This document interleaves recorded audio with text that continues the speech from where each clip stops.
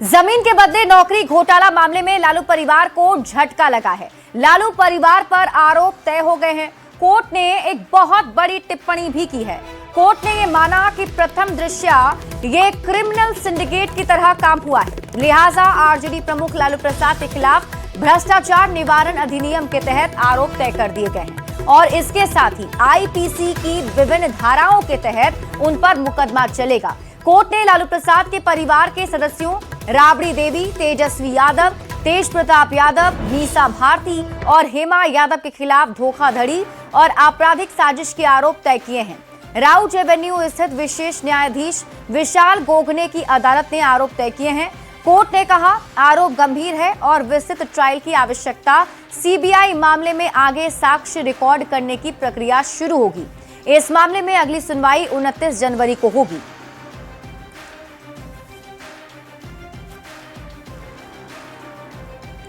तो ये बड़ी खबर आपको बता रहे हैं और तस्वीरें भी आपके टीवी स्क्रीन पर आपको हम दिखा रहे हैं। दरअसल लैंड फॉर जॉब मामले में लालू परिवार को बड़ा झटका लगा है और कोर्ट की तरफ से जो टिप्पणी की गई है वो काफी गंभीर टिप्पणी है, जिसमें कोर्ट ने कहा है कि एक क्रिमिनल सिंडिकेट की तरफ काम किया जा रहा था और लालू परिवार के कई सदस्य हैं जिन पर आरोप कोर्ट ने तय किए हैं। उन लोगों की मुश्किलें आने वाले दिनों में बढ़ सकती है और इसके साथ ही कोर्ट ने यह भी कहा है कि विस्तृत ट्रायल की जरूरत है, यानी कि अब ट्रायल शुरू होंगे और उसके जरिए भी इस पर अपने पक्ष रखे जाएंगे। साथ ही सीबीआई मामले में आगे साक्ष्य रिकॉर्ड करने की प्रक्रिया भी शुरू होगी।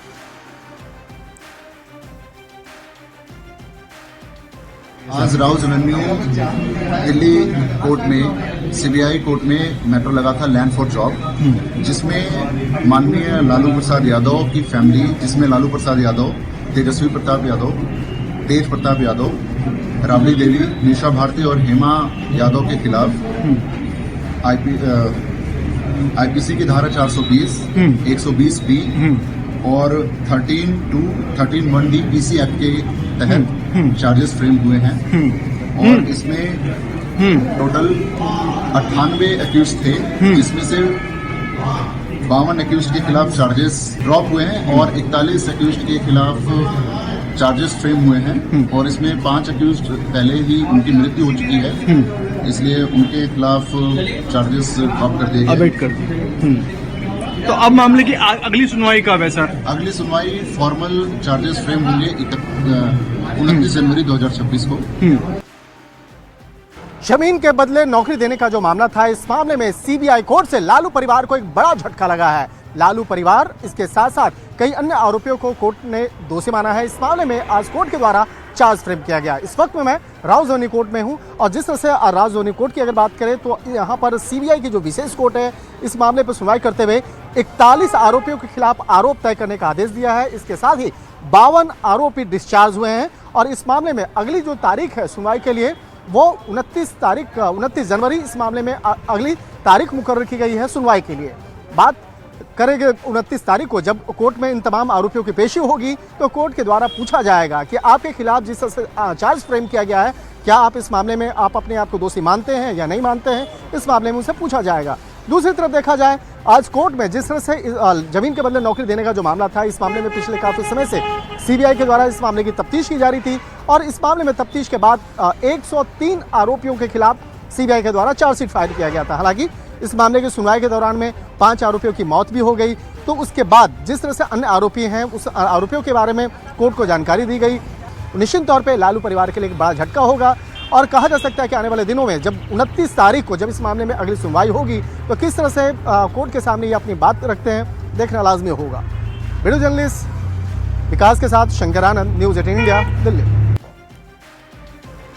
तो लैंड फॉर जॉब घोटाले में कोर्ट ने लालू प्रसाद पर भ्रष्टाचार निवारण अधिनियम के तहत आरोप तय होने के बाद राजनीतिक बयानबाजी भी तेज हो गई है। लालू प्रसाद जी का परिवार क्रिमिनल पॉलिटिकल सिंडिकेट चला रहा था। बिहार में समाजवादी आंदोलन पर कलंक का दाग लगा दिया। आज माननीय अदालत में आरोप तय हुए हैं, सारे चीज़ों का जवाब दिया जाएगा। माननीय न्यायालय पर पूरा भरोसा है, न्याय के मंदिर में न्याय मिलता है।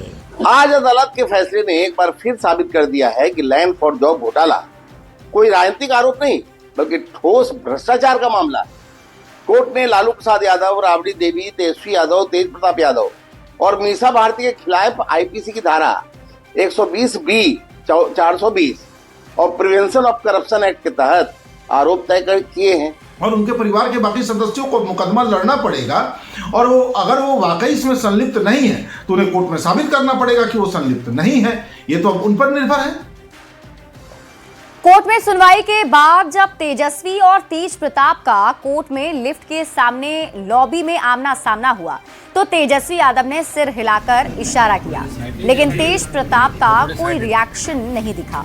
ये तस्वीरें जो आपके टीवी स्क्रीन पर आपको दिखा रहे हैं, ये उस वक्त की ही तस्वीर है जहां चुनौती देंगे सामने वाले लॉबी में तेज प्रताप और तेजस्वी यादव दोनों भाइयों का आमना सामना हुआ था। सर चुनौती देंगे सर, कुछ बोलना चाहेंगे? आगे यही बोलना चाहिए। क्या आगे आप चैलेंज करेंगे? कुछ बोलना चाहेंगे? आगे यही बोलना चाहिए। क्या आगे आप चैलेंज करेंगे?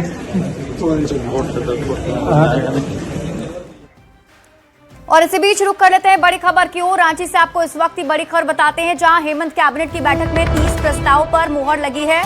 महिला बाल विकास की ओर से नारी अदालत की स्वीकृति और इसके तहत ग्राम पंचायत समूह की ओर से तुरंत शिकायतों का निपटारा होगा। पहले चरण में 10 पंचायत में लागू किया जाएगा। पथ निर्माण विभाग डाल्टनगंज में आरओबी की स्वीकृति हुई है। जैना मोड़ से फुसरो तक सड़क निर्माण की स्वीकृति मिल गई।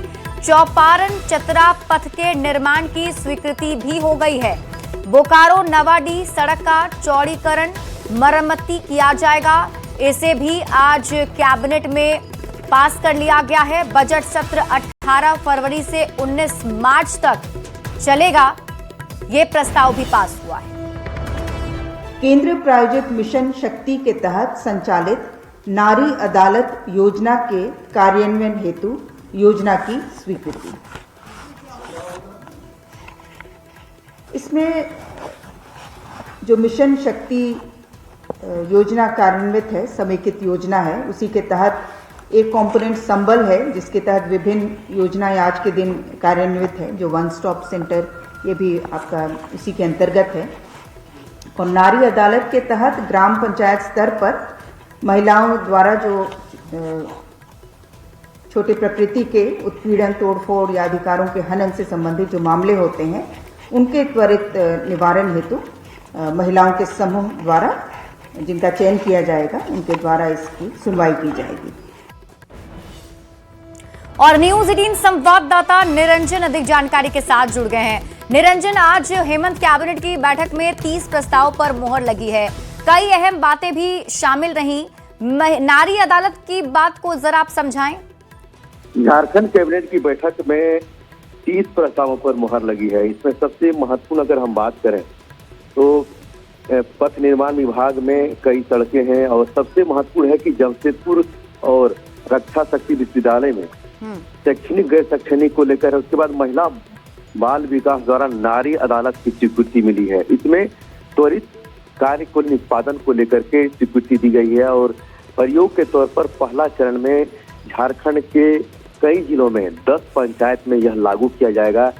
क्योंकि इस तरह की जो योजनाएं हैं सरकार के द्वारा प्रस्तावित थी और उन्होंने चुनाव के समय घोषणा पत्र में भी इसका जिक्र किया था, लेकिन चूंकि हेमंत सरकार 2 का 1 साल से ऊपर हो चुका है, उसको लेकर के ग्राम में जो नारी अदालत की बात की गई थी महिला बाल विकास मंत्रालय के द्वारा, उसको प्रयोग के तौर पर 10 पंचायत में लागू की जाएगी।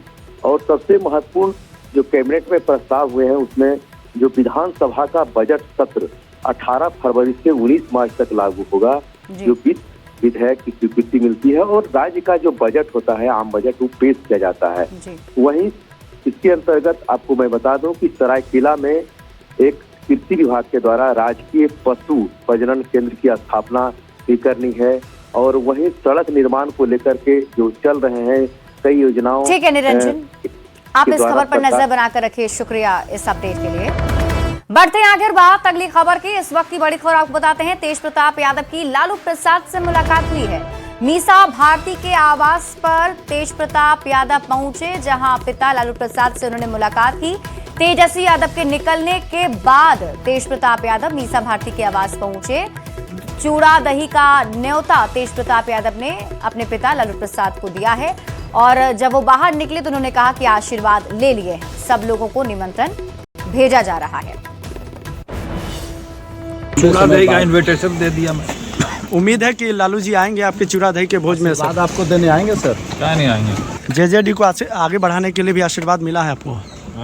जनशक्ति जनता दल को कैसे आगे बढ़ाया जाए? इधर देख लीजिए सर, गृह मंत्री अमित शाह और बीजेपी के नेताओं से मुलाकात होगी सर आपकी दिल्ली में चूड़ा दही के भोज देने के लिए आमंत्रण। और इस बीच एक और बड़ी खबर आपको बताते हैं। बिहार में बड़े पैमाने पर तबादला हुआ है। आईएएस अधिकारियों का तबादला किया गया, जिसमें राज्य सरकार ने अधिसूचना भी जारी कर दी है। समीर सौरभ कम्फेड के निदेशक बनाए गए हैं। दीपक कुमार मिश्रा को नई जिम्मेदारी मिली है। मुख्यमंत्री सचिवालय में संयुक्त सचिव बने हैं। अभिषेक पलासिया नगर आयुक्त गया जी बनाए गए हैं। वहीं कुमार निशांत विवेक बने हैं नगर आयुक्त बिहार शरीफ। श्रीकांत कुंडलिक खांडेकर डीडीसी पटना बनाए गए। शुभम कुमार डीडीसी नालंदा बनाए गए हैं। तो इस वक्त की बड़ी खबर आपको बता रहे हैं। बड़ा प्रशासनिक फेरबदल किया गया है।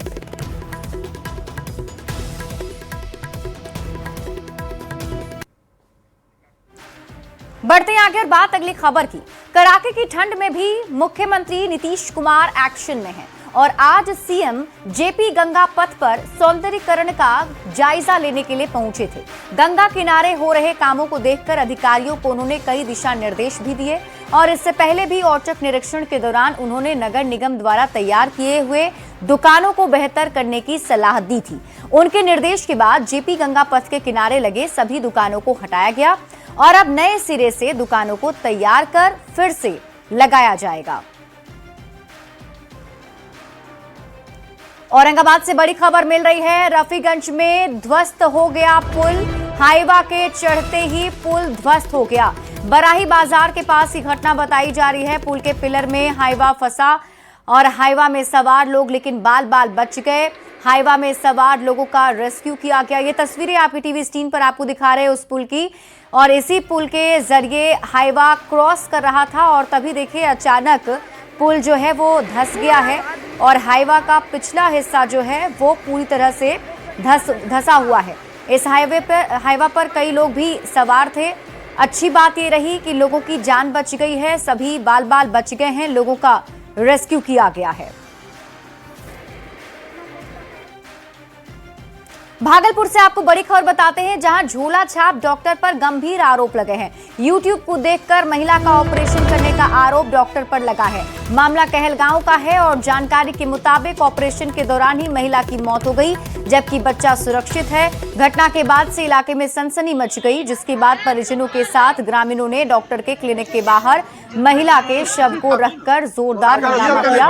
इसके बाद मौके पर रसलपुर थाना की पुलिस पहुंची, लोगों को समझाया और महिला के शव को कब्जे में लिया गया।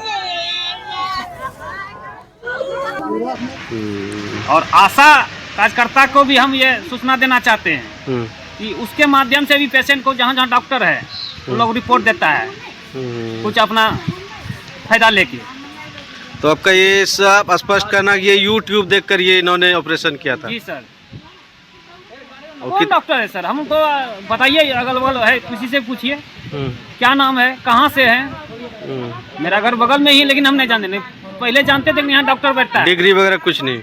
कुछ सेवा नहीं है, ऑक्सीजन वगैरह कुछ भी नहीं है सर। एक बार खोल के आप भी देखिए।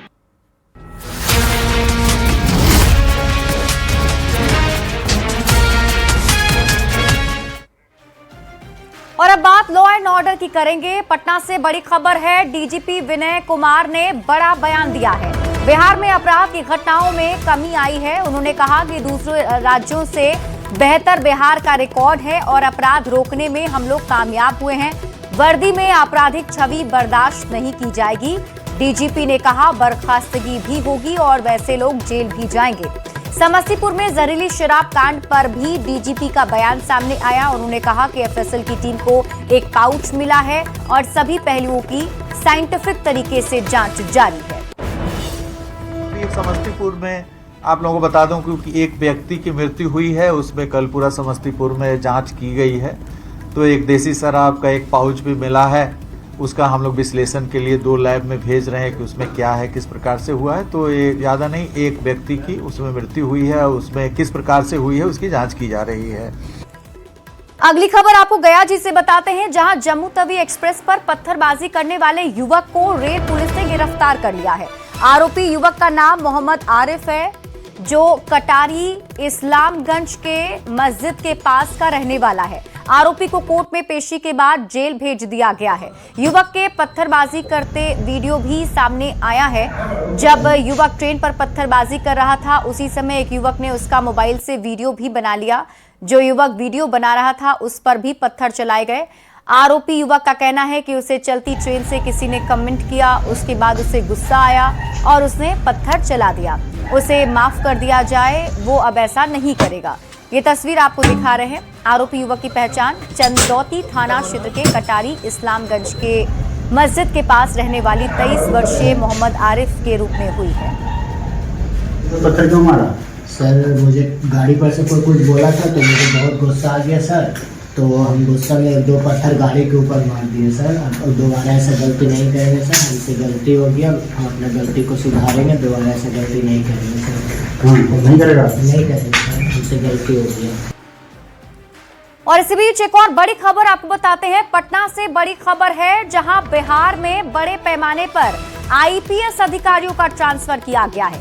71 आईपीएस अधिकारियों का ट्रांसफर किया गया, जिसमें सुनील कुमार बने एडीजी पुलिस मुख्यालय। इस वक्त की बड़ी खबर आपको बता रहे हैं, आईपीएस अधिकारियों का बड़े पैमाने पर ट्रांसफर किया गया है। 71 आईपीएस अधिकारियों का ट्रांसफर किया गया बिहार में, और सुनील कुमार बने हैं एडीजी पुलिस मुख्यालय। मनोज कुमार आईजी पुलिस मुख्यालय बने हैं। 10 डीएसपी का भी तबादला हुआ है। तो इस वक्त की बड़ी खबर आपको पटना से बता रहे हैं।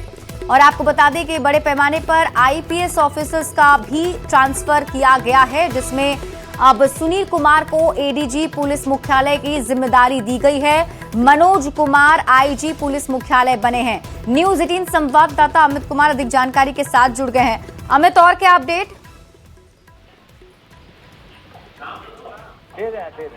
अमित, आपको आवाज मिल रही है? लाइन 1 से तो सहयोगी अमित से हम जुड़ने की कोशिश करेंगे और उनसे हम बातचीत करेंगे। दरअसल बड़े पैमाने पर आईपीएस ऑफिसर्स का भी तबादला किया गया है। बड़ी खबर आपको बता रहे हैं, 71 आईपीएस अधिकारियों का ट्रांसफर किया गया है। और इस बड़े प्रशासनिक फेरबदल के तहत जो जानकारी सामने आ रही है, उसके मुताबिक सुनील कुमार एडीजी पुलिस मुख्यालय बने हैं, मनोज कुमार आईजी पुलिस मुख्यालय बनाए गए हैं और 10 डीएसपी का भी तबादला हुआ है। एक एक करके वो पूरी लिस्ट भी सामने आएगी, हम आपको वो लिस्ट भी दिखाएंगे और साथ ही ये भी बताएंगे कि कहां किनको ट्रांसफर किया गया। लेकिन फिलहाल जो बड़ी खबर है, 71 आईपीएस अधिकारियों का ट्रांसफर किया गया है। और न्यूज़ 18 संवाददाता अमित हमारे साथ जुड़ चुके हैं। अमित, और क्या अपडेट इस मामले पर? देखिए, ये बड़े पैमाने पे पुलिस आला अधिकारियों की तबादला हुआ है और जिसमें 71 आईपीएस अधिकारी की तबादला की गई है। हालांकि इसमें ऐसे अधिकारी हैं जिनको प्रमोशन मिल गया था 31 दिसंबर को ही, लेकिन उनकी नई पदस्थापना नहीं हुई है, उनको भी नए पदस्थापन जो है दिए गए हैं। जिसमें बताते चले कि जो सुनील कुमार हैं उनको एडीजी पुलिस मुख्यालय बनाया गया है। कुंदन कृष्णन को जो है पुलिस महानिदेशक एसटीएफ का विशेष कार्य बल का जो है वो जिम्मेवारी दी गई है। प्रीता वर्मा जो है उन्हें महानिदेशक अध्यक्ष जो है वो बिहार पुलिस भवन सौंपी गई है। अमित कुमार है अपर पुलिस महानिदेशक एडीजी मद्य निषेध एवं राज्य स्वास्थ्य नियंत्रण ब्यूरो का प्रभार दिया गया है। इसके अलावा कमल किशोर सिंह लंबे समय से जो है ये एडीजी बजट के भूमिका में थे, लेकिन इनको अब अतिरिक्त प्रभार जो है वो एडीजी रेल का भी दे दिया गया है। इसके साथ साथ रंजीत कुमार मिश्रा की बात करें तो रंजीत कुमार मिश्रा जो है वो आईजी साइबर अपराध सुरक्षा इकाई के बनाया गया है। मनोज कुमार जो है वो सहरसा के डीआईजी के पद पर काफी दिनों से थे, तो इन्हें आईजी मुख्यालय की जिम्मेवारी सौंपी गई है। बड़ी जिम्मेवारी जो है वो मनोज कुमार के ऊपर सरकार ने दिया है। संजय कुमार जो है इन्हें आईजी जो है विशेष बिहार विशेष सशस्त्र पुलिस का जिम्मेवारी दिया गया है। विवेकानंद को प्रमोशन के साथ जो है वो आईजी बनाया गया है पूर्णिया क्षेत्र का। पुष्कर आनंद को जो है वो समादेष्टा बिहार विशेष सशस्त्र पुलिस बल का बनाया गया है। तौहिद परवेज को जो है वो डीआईजी बनाया गया है आधुनिकीकरण बिहार का। और इस तरह से कह सकते हैं कि जो आदित्य कुमार लंबे समय तक ये जो है निलंबित थे, इनको पुलिस अधीक्षक ई अपराध अनुसंधान विभाग की जिम्मेदारी दी गई है। आशीष भारती को डीआईजी महानिदेशक जो है NATF का जो है जिम्मेदारी दी गई है। स्वप्ना गौतम मिश्रम को जो है वो पुलिस उपाध्यक्ष महानिदेशक SCRB बनाया गया है। तो बड़े पैमाने पर ये जिम्मेदारियां जो है वो दी गई है, सौंपी गई है, जिसमें कई जिले के जो एसपी हैं उनका भी तबादला किया गया है। कुमार आशीष जो है इन्हें डीआईजी कोशिश से सहरसा की जिम्मेदारी दी गई है। अब तक ये पुलिस अधीक्षक सारण के पद पर पदस्थापित थे। इसके अलावा हम बात करें तो अशोक कुमार सिंह ये बिहार मानवाधिकार आयोग में जो है वो एसपी के पद पर थे। इन्हें डीआईजी में प्रमोशन के साथ बिहार मानवाधिकार आयोग में ही बने रहने का निर्देश सरकार ने जारी किया है। संजय कुमार सिंह जो है इन्हें एसटीएफ में जो है एसपी के तौर पे पदस्थापित थे। इन्हें भी डीआईजी के तौर पे एसटीएफ में ही पदस्थापन जो है वो बरकरार रखा सरकार ने। अजय कुमार पांडे जो है इन्हें डीआईजी के तौर पर जो है सुशांत कुमार सरोज को जो है वो डीआईजी है वो सौंपा है।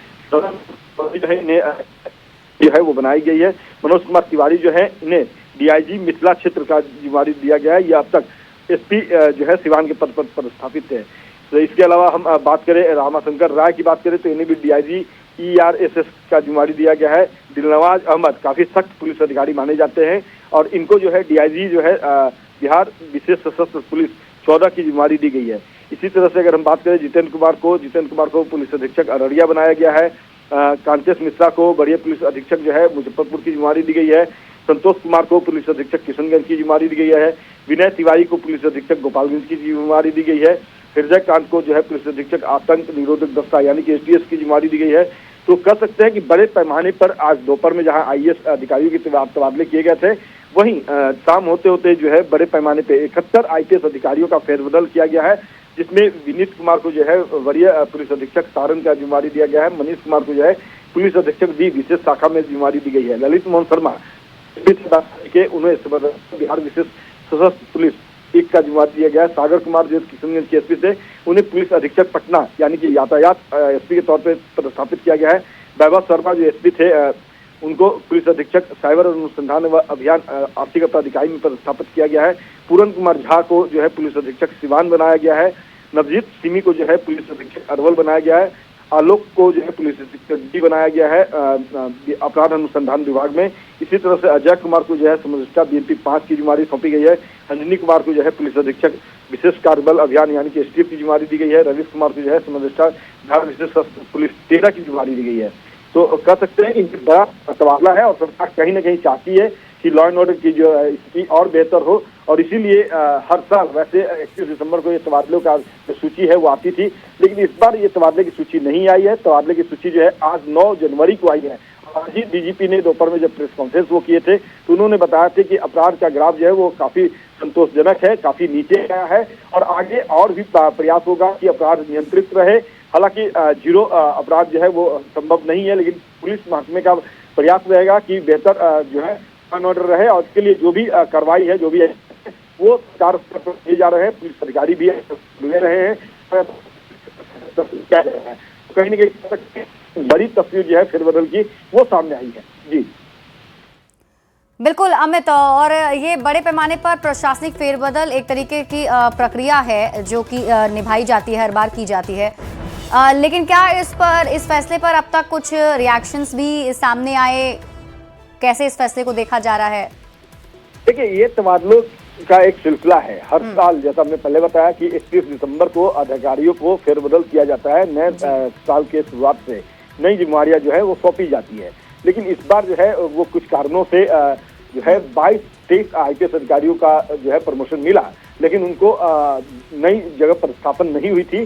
सरकार चाहती थी कि एक ही साथ जो है वो तमाम जो अधिकारी हैं उनके फेरबदल किए जाएं और यही वजह रही कि 23 अधिकारियों को जो प्रमोशन मिला उनको पदस्थापन के लिए प्रतीक्षा करना पड़ा और आज एक साथ जो है। बिल्कुल अमित, जैसे कि आप भी जिक्र कर रहे थे कि लॉ एंड ऑर्डर को मजबूत करने की सरकार की पूरी तैयारी है, तो क्या ये माना जाए कि उस दिशा में ये कदम उठाए गए हैं?